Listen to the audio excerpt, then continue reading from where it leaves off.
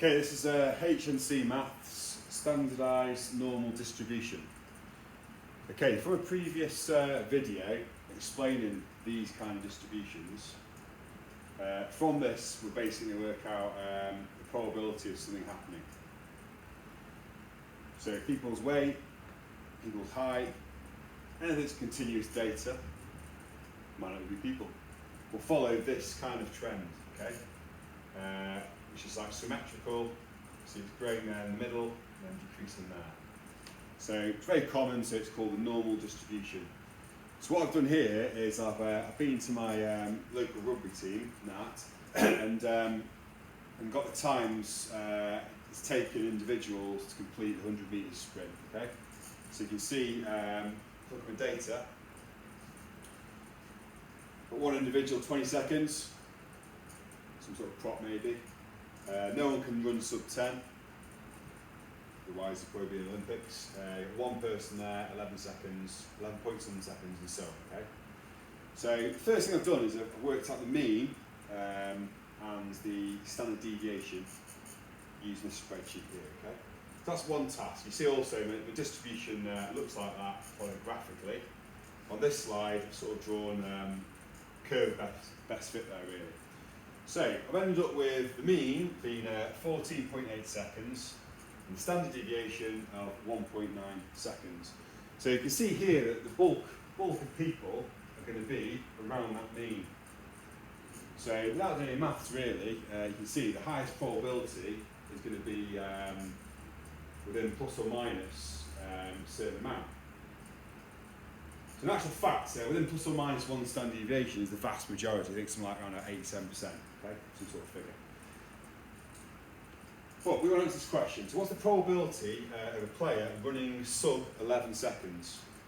Okay, so we're going to work this out. The first thing you've got to realise is that a normal distribution curve can be standardised.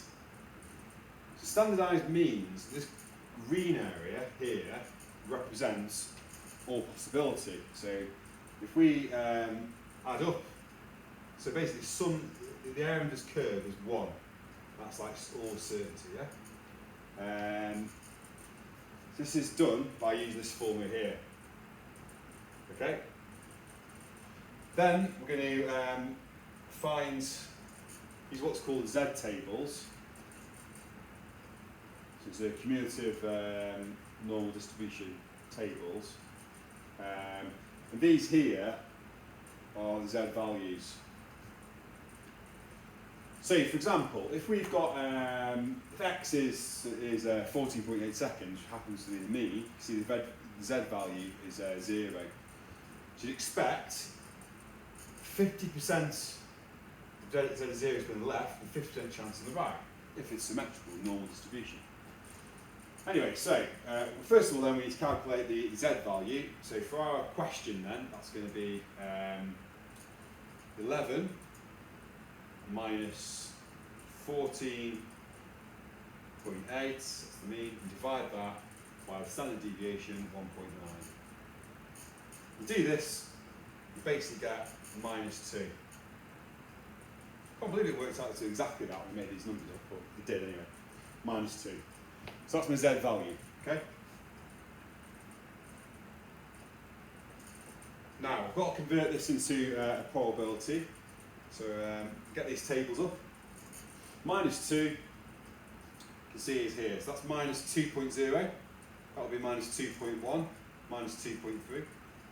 Minus 2.76, for example, would be 1, 2, 3, 4, 5, there. So anyway, ours was minus 2.0, that's decimalised, so the probability, you've got to times that by 100, that's a 2.28% chance. So 2.28% chance of someone running sub 11 seconds in that rugby club, okay? Okay, so that's that.